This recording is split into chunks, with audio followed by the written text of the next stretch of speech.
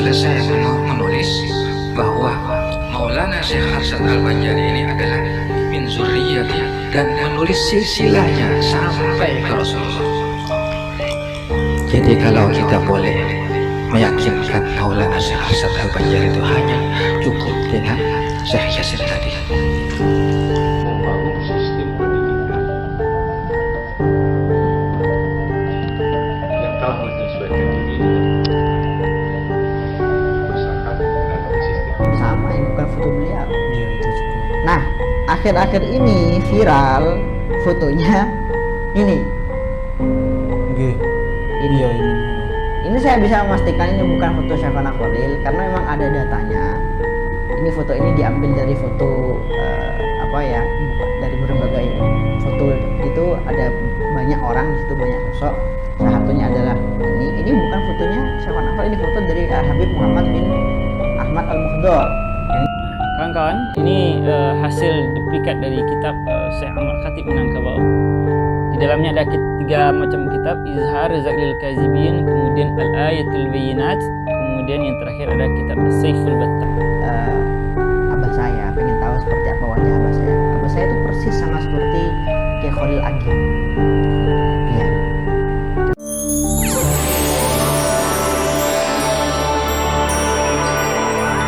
Assalamualaikum warahmatullahi wabarakatuh. Halo guys, selamat datang di channel Kabar Nusantara, informasi seputar berita di Nusantara. Di sini saya akan membagikan video mengenai umat muslim di Indonesia harusnya mengetahui, inilah 7 ulama kita yang mendunia. Tonton sampai habis ya. Wahai saudaraku sekeyakinan, mari subscribe channel saya. Jika Anda subscribe, maka otomatis Anda membantu saya. Dengan membantu orang lain, Anda bisa masuk surga. Loncengnya jangan lupa untuk mendapatkan informasi dan video menarik terbaru dari kami. Kami minta maaf apabila ada kata-kata yang salah dan kurang sopan, karena kami sebagai manusia biasa yang tidak luput dari salah dan lupa. Selamat menyaksikan. Umat muslim di Indonesia harusnya mengetahui, inilah 7 ulama kita yang mendunia. Sepatutnya kita bangsa Indonesia dan umat Islam bangga dan mengikuti jejak langkah para ulama pendahulu kita yang telah membawa nama harum bangsa karena dikenal dunia. Melalui ketulusan mereka yang terus mendidik anak bangsa, hingga membuat umat makin cerdas dan terus berkembang menjalankan fungsinya sebagai umat yang membawa kebaikan di tengah-tengah masyarakat. Sejarah mencatat beberapa ulama Indonesia pada masa lalu pernah berkiprah hingga namanya dikenal di Mekah dan Madinah, bahkan dunia. Sebagian menghabiskan hidupnya dengan mengajar di sana, sebagian lagi pulang ke Indonesia. Dikutip dari laman Indonesia Daily, ID Media Group JambiDaily.com, setidaknya ada 7 tokoh ulama yang keilmuan, tawadhu dan perjuangannya mencerdaskan bangsa yang dikenal mulai dari Filipina, India, Turki hingga Mesir. Syekh Muhammad Arsyad Al-Banjari. Namanya tak hanya dikenal oleh masyarakat Nusantara, tapi juga kaum muslimin di Filipina, Turki, Arab Saudi, Mesir, dan India. Lahir di Banjar tanggal 15 Safar 1122, 17 Mei 1710. Selama hampir 35 tahun berguru pada ulama-ulama terkenal di Mekah dan Madinah seperti Syekh Ataillah bin Ahmad Al-Misri, Syekh Muhammad bin Sulaiman Al-Kurdi, Syekh Ahmad bin Abd Mun'im, dan Syekh Muhammad bin Abd Karim Al-Qadiri. Selepas berguru di Mekah dan Madinah, Al-Banjari kembali ke tanah air. Ia membuka pusat-pusat studi Islam untuk membantu masyarakat menimba ilmu pengetahuan. Al-Banjari berhasil menulis berpuluh-puluh karya.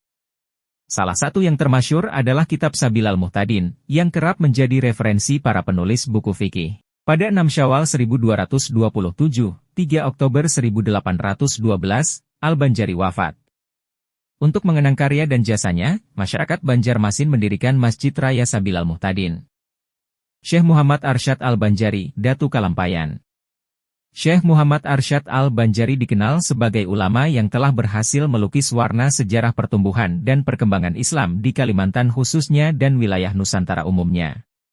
Dari hasil karyanya berupa tulisan-tulisan yang terekam di dalam beberapa kitab karangannya serta usaha-usaha dakwah pendidikan dan pembangunan yang telah dilakukannya secara ikhlas dalam jangka waktu lebih kurang 50 tahun, berkembang Islam di Kalimantan dengan pesatnya. Dari hasil perjuangannya telah lahir sekian banyak tuan guru dan ulama yang menghidupkan dan menyebarkan Islam di Kalimantan khususnya di Kabupaten Banjar. Sebagai sebuah daerah religius, tak heran bila Kabupaten Banjar yang dengan ibu kotanya di Martapura, makam Syekh Muhammad Arsyad Al-Banjari. Ulama yang hidup tahun 1122-1227 Hijriah atau 1710-1812 Masehi merupakan salah satu objek wisata religius yang sering dikunjungi wisatawan baik dalam dan luar negeri khususnya yang beragama Islam, dan sangat termasyhur dengan kitab Sabilal Muhtadin karangan beliau. Judul kitab yang kini diabadikan menjadi nama masjid terbesar di Banjarmasin, Kalimantan Selatan. Kitab ini menjadi panduan bagi tak sedikit pengajian keagamaan di Asia Tenggara.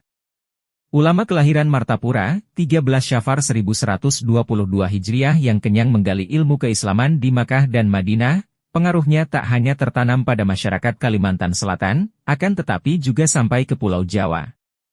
Kedatangannya kembali dari menuntut ilmu selama lebih kurang 30 tahun di Makkah dan 5 tahun di Madinah disambut hangat masyarakat Batavia, sekarang Jakarta. Bahkan di sana beliau sempat merubah kiblat beberapa masjid karena menurut beliau tidak tepat.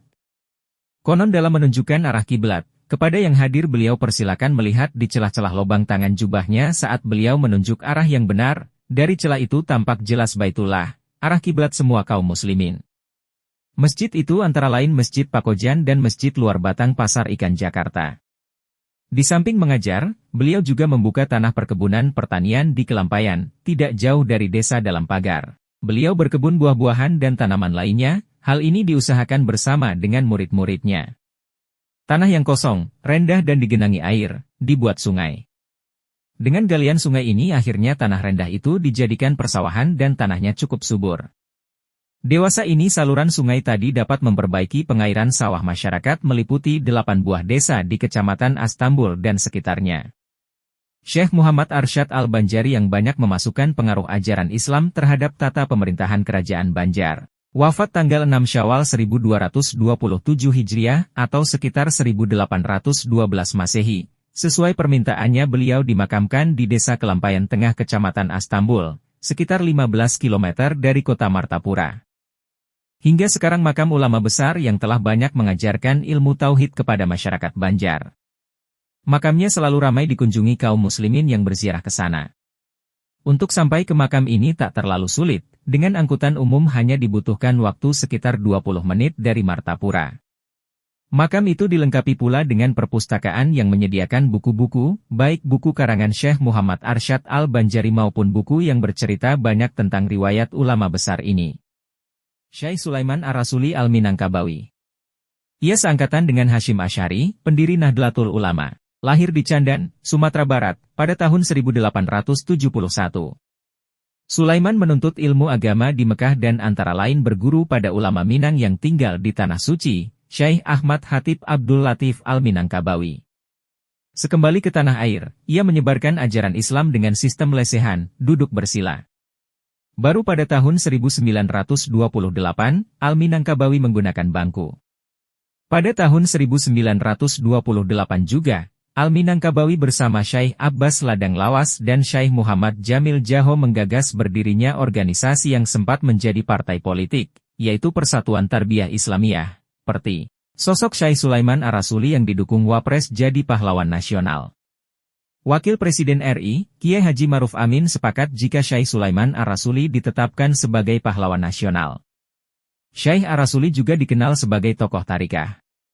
Dikutip dari laman Tarikah Al-Mutabarah Nahdlatul Ulama, NU, Syekh Sulaiman Ar-Rasuli atau yang dikenal dengan Angku Canduangan Mudo dan Inyak Canduang adalah seorang mursyid tarikah yang lahir di Candung pada tahun 1871. Dia merupakan putra dari seorang ulama terkemuka yang bergelar Angku Mudo Pakan Kamis, yaitu Syekh Muhammad Rasul. Semasa mudanya, Syekh Sulaiman banyak mengambil sanad keilmuan dari beberapa guru. Untuk belajar, ia berguru kepada Tuan Syekh Muhammad Arsyad Batu Hampar. Untuk mempelajari ilmu alat, ia mengambil sanad ilmu dari Syekh Tuanku Sami, Biaro.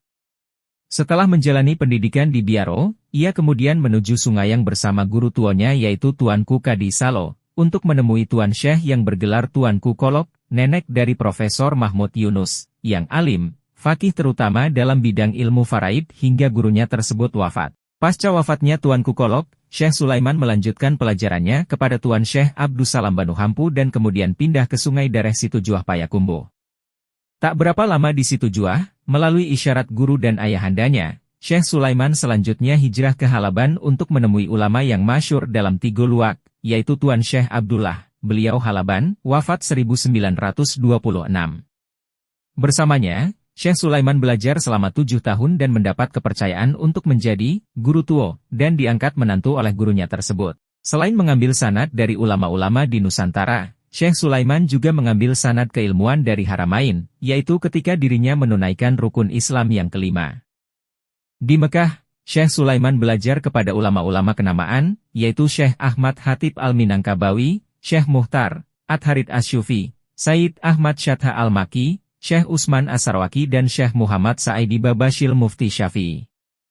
Adapun keilmuan yang beliau dipelajari di Mekah mencakup ilmu Arabiah, ilmu alat, fikih, tafsir, hadis, tasawuf dan lainnya. Sekembalinya Syekh Sulaiman dari Haramain ke Minangkabau, ia menyempurnaikan ilmu tasawufnya dengan berbayat tarikah Naksabandiyah dari gurunya Syekh Arsyad Batu Hampar Payakumbuh dan mulai mengamalkan dan menyebarkan ajaran tersebut dengan mendirikan halakah-halakah dan madrasah. Selain sebagai ulama yang alim, Syekh Sulaiman Ar-Rasuli juga memiliki jiwa seni dan sastra yang tinggi. Hal tersebut bisa kita lihat melalui karya-karyanya yang ditulis dalam bahasa Arab dan bahasa Jawi Minang. Syekh Sulaiman juga dikenal sebagai pendiri Persatuan Tarbiyah Islamiyah, PERTI. Wapres sepakat Syekh Ar-Rasuli jadi pahlawan nasional. Sebelumnya, Ma'ruf Amin menghadiri milad ke-95 Persatuan Tarbiyah Islamiyah, PERTI, yang digelar di Auditorium Universitas Negeri Padang, Sumatera Barat, Sumbar. Sejumlah tokoh hadir dalam kegiatan itu, salah satunya pimpinan organisasi PERTI. Salah satu yang dibahas oleh pimpinan organisasi PERTI yaitu tentang penetapan pendiri PERTI, Syekh Sulaiman Ar-Rasuli, menjadi pahlawan nasional. Hal itu tak lepas dari jasanya untuk Indonesia di masa lalu. Melalui sambutannya, Ma'ruf Amin juga sepakat apabila Syekh Sulaiman Ar-Rasuli ditetapkan sebagai pahlawan nasional. Mengingat jasanya yang cukup besar bagi Indonesia. Seperti tadi dikatakan bahwa memang PERTI telah banyak berbuat, terutama melalui pendirinya Syekh Sulaiman Ar-Rasuli, dalam mendukung kemajuan bangsa. Khususnya di bidang pendidikan, dakwah, dan sosial kemasyarakatan. Karena itu kehadiran saya dalam forum PERTI ini juga menjadi salah satu bentuk komitmen pemerintah dalam menjaga hubungan baik dengan berbagai lapisan masyarakat, termasuk dengan PERTI, kata Ma'ruf Amin, Jumat, 5 Mei 2023. Syekh Ahmad Hatib Al-Minangkabawi. Nama lengkapnya adalah Al-Alamah Asy Syekhul Ahmad Hatib Rahimahullah bin Abdul Latif bin Abdurrahman. Ia lahir di Kototuo, Balai Gurah, 4 Angkek, Agam, Sumatera Barat pada 1860 dan wafat di Mekah 1916.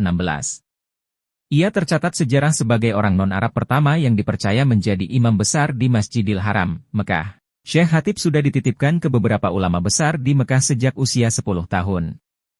Ia berguru kepada banyak ulama besar, di antaranya Sayyid Umar bin Muhammad bin Mahmud Syatha Al-Maki Asy Syafi'i, Sayyid Utsman bin Muhammad Syatha Al-Maki Asy Syafi'i, serta Sayyid Bakri bin Muhammad Zainul Abidin Syatha Ed Dimyathi Al-Maki Asy Syafi'i. Dari pikirannya, lahir ratusan karya. Beberapa judul yang sering dijadikan rujukan oleh ulama dunia ialah Hasyiah An-Nafahat ala Syarhil Warakat lil Mahali al-Jawahirun Nakiyah fil Amalil Jaibiyah, Ed Dail Masmu Alamen Yuaritsul Ihwah wa Auladil Ahwan Ema Wujudil Usul wal Furu, serta Raudatul Husab.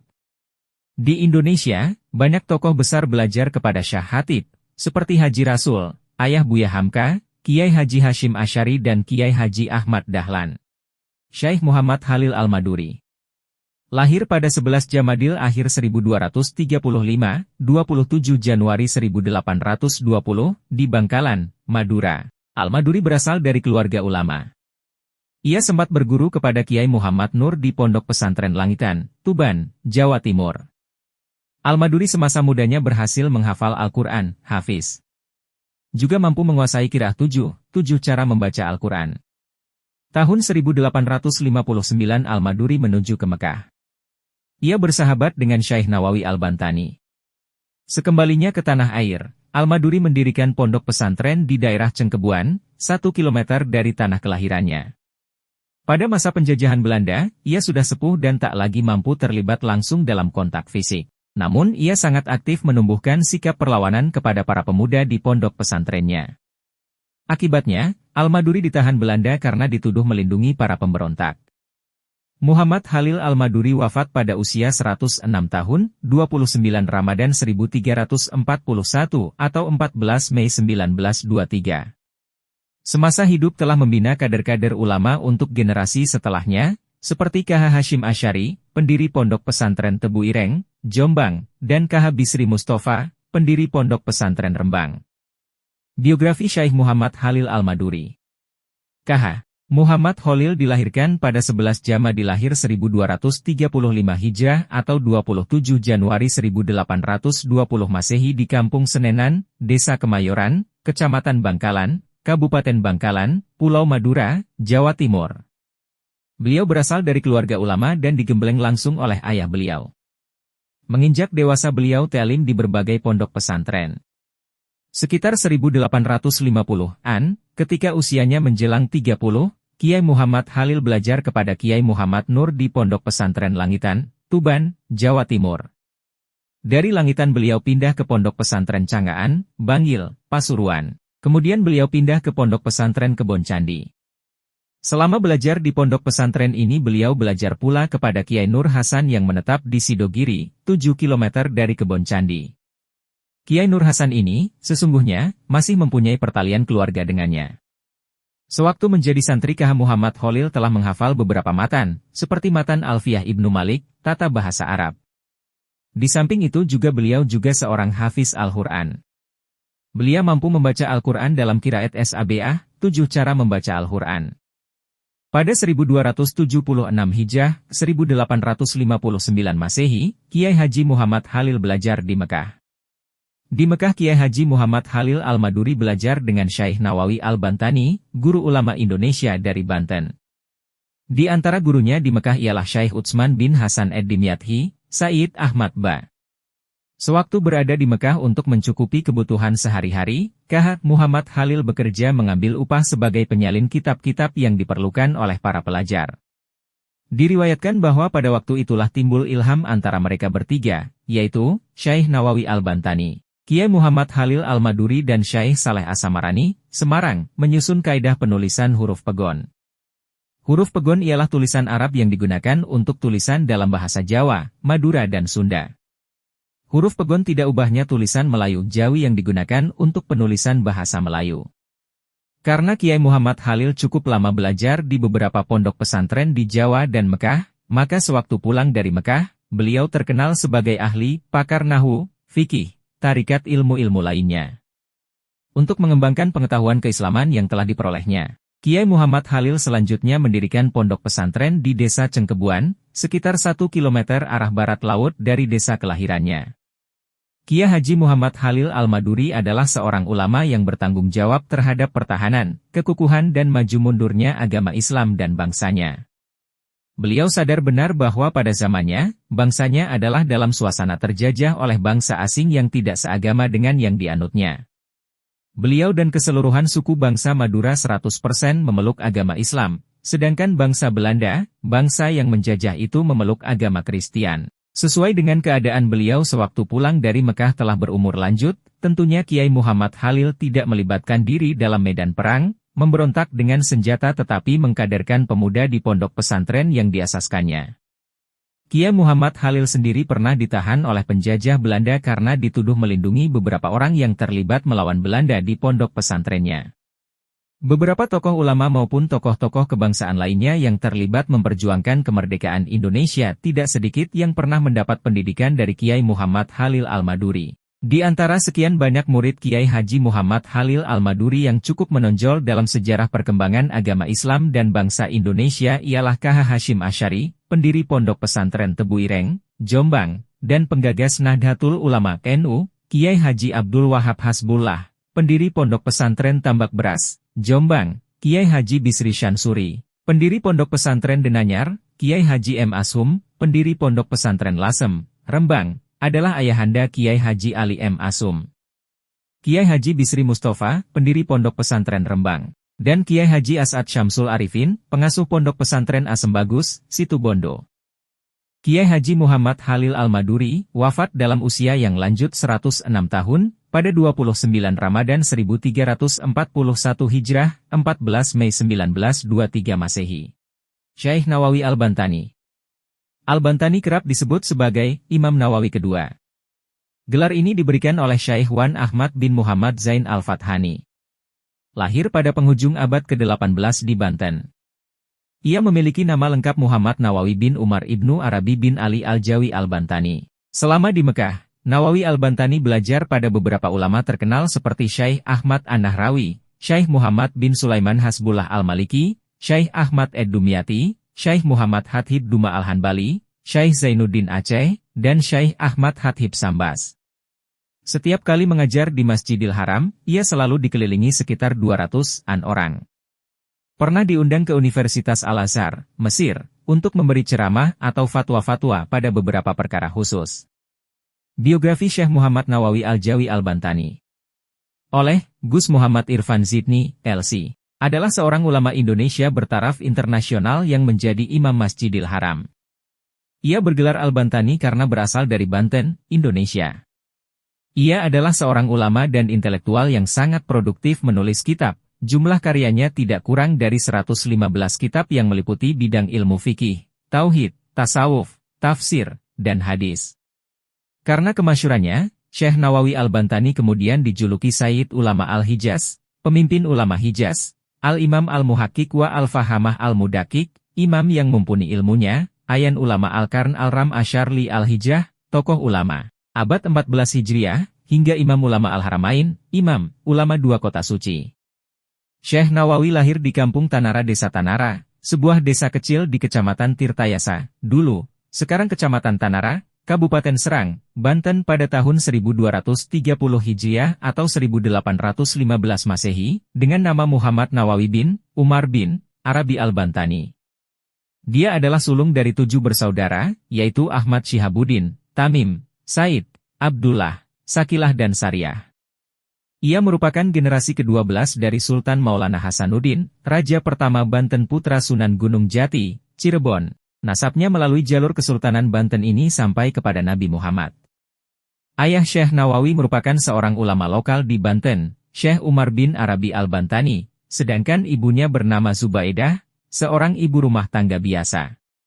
Syekh Nawawi menikah dengan Nyai Nasimah, gadis asal Tanara, Serang dan dikaruniai 3 orang anak, Nafisah, Maryam, Rubiah. Sang istri wafat mendahului dia, sejak berusia 5 tahun, Syekh Nawawi sudah mulai belajar ilmu agama Islam langsung dari ayahnya. Bersama saudara-saudara kandungnya, Syekh Nawawi mempelajari tentang pengetahuan dasar bahasa Arab, fikih, tauhid, Al-Quran dan tafsir. Pada usia 8 tahun bersama kedua adiknya, Tamim dan Ahmad, Syekh Nawawi berguru kepada Kiai Haji Sahal, salah seorang ulama terkenal di Banten saat itu. Kemudian melanjutkan kegiatan menimba ilmu kepada Syekh Baing Yusuf Purwakarta. Di usianya yang belum genap 15 tahun, Syekh Nawawi telah mengajar banyak orang, sampai kemudian ia mencari tempat di pinggir pantai agar lebih leluasa mengajar murid-muridnya yang kian hari bertambah banyak. Baru setelah usianya mencapai 15 tahun, Syekh Nawawi menunaikan haji dan kemudian berguru kepada sejumlah ulama masyhur di Mekah saat itu. Syekh Muhammad Muhtar Al-Bugri lahir di Bogor, Jawa Barat, pada 14 Syaban 1278, 14 Februari 1862. Nama lengkapnya Muhammad Muhtar bin Atharid Al-Bugri Al-Batawi Al-Jawi. Pendidikan agamanya didapat langsung dari orang tuanya. Semasa muda, ia telah mampu menghafal Al-Quran. Tahun 1299 Hijrah ke Betawi, Jakarta, untuk menimba ilmu kepada Sayyid Utsman. Tidak puas juga, ia kemudian menuju ke Mekah.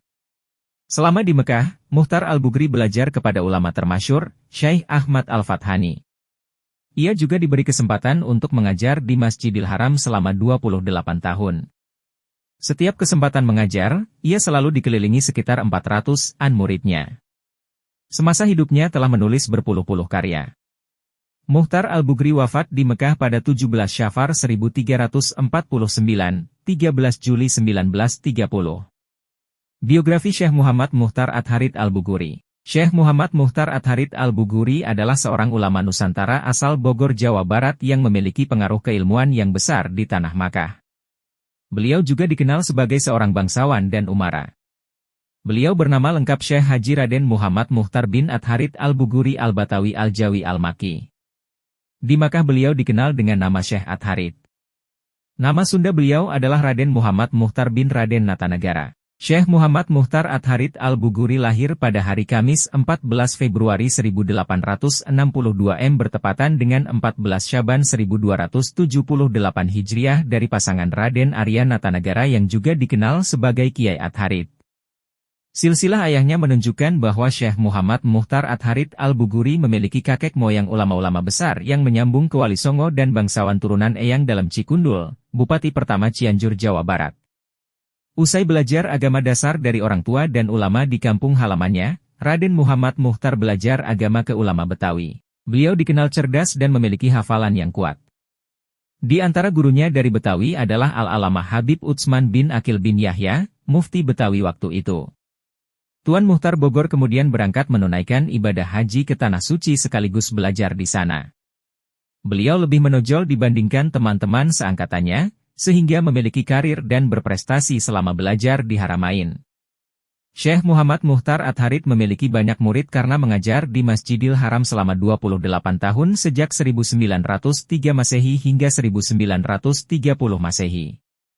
Di antara ulama Nusantara yang belajar kepadanya di Haramain adalah Hadratusi Syekh Kiai Haji Hashim Asy'ari pendiri Nahdlatul Ulama, Kiai Haji Ahmad Dahlan pendiri Muhammadiyah, Guru Marzuki Cipinang Muara, Kiai Aham Dimyati Abdullah Etarmasi, adik Syekh Mahfuz Etarmasi, Guru Mukni Kuningan, Syekh Arsyad Tawil Al-Bantani, Ajengan Ahmad Sanusi, dan Syekh Muhammad Ahyad bin Muhammad Idris Al-Bukuri. Nama terakhir ini adalah santri kesayangan sekaligus menantu beliau, putra dari Kiai Muhammad Idris Ibn Abi Bakar bintu Bagus Mustafa Al-Bakri Al-Bukuri. Selama hidup di Haramain, Syekh Muhammad Muhtar At-Harith pernah menyaksikan polemik tentang hukum belut, lauk ikan yang sering dikonsumsi orang-orang Nusantara. Ulama Timur Tengah mengharamkan karena dianggap bagian dari jenis ular. Sedangkan beliau sendiri memakan dan menyukai belut. Beliau kemudian menulis risalah yang mengupas kehalalan belut dalam kitab berjudul Asy-Syawaikul Muhrikah lil Auhamil Kazibah fi Bayanihil lil Baluti Warraddu, ala men haramahu. Beliau juga memiliki sejumlah karya tulis lain. Di antaranya Takribul Maqasid, Usuluddin Itiqad Ahli Sunnah wal Jamaah, DLL. Syekh Muhammad Muhtar At-Harith Al-Bukuri meninggal dunia di Makkah pada 13 Juli 1930 bertepatan dengan 17 Safar 1349 Hijriah. Syekh Abdul Hamid Asahan. Nama lengkapnya Syekh Abdul Hamid bin Mahmud. Lahir di Tanjung Balai Asahan, Sumatera Utara, tahun 1298 Hijriah, 1880. Sejak kecil ia belajar kepada saudara iparnya yang bernama Haji Zainuddin. Setelah itu belajar kepada ulama termasyhur di Asahan bernama Syekh Muhammad Isa, mufti kerajaan Asahan. Syekh Muhammad Isa menganjurkan Abdul Hamid untuk menimba ilmu ke Mekah. Pasalnya, Abdul Hamid memiliki talenta untuk menjadi ulama.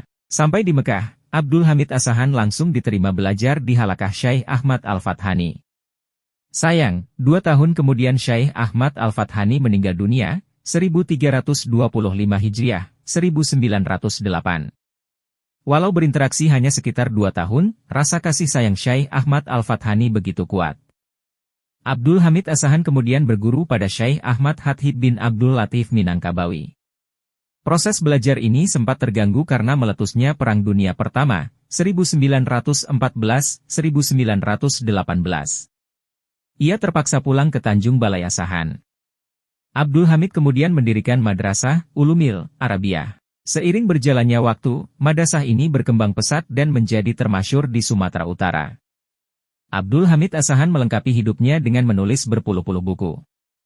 Ia wafat pada 10 Rabiul Akhir 1370, 18 Februari 1951. Demikianlah kabar Nusantara hari ini yang bisa kami informasikan. Saksikan terus video-video terbaru dari kami, jangan lupa subscribe sekarang juga.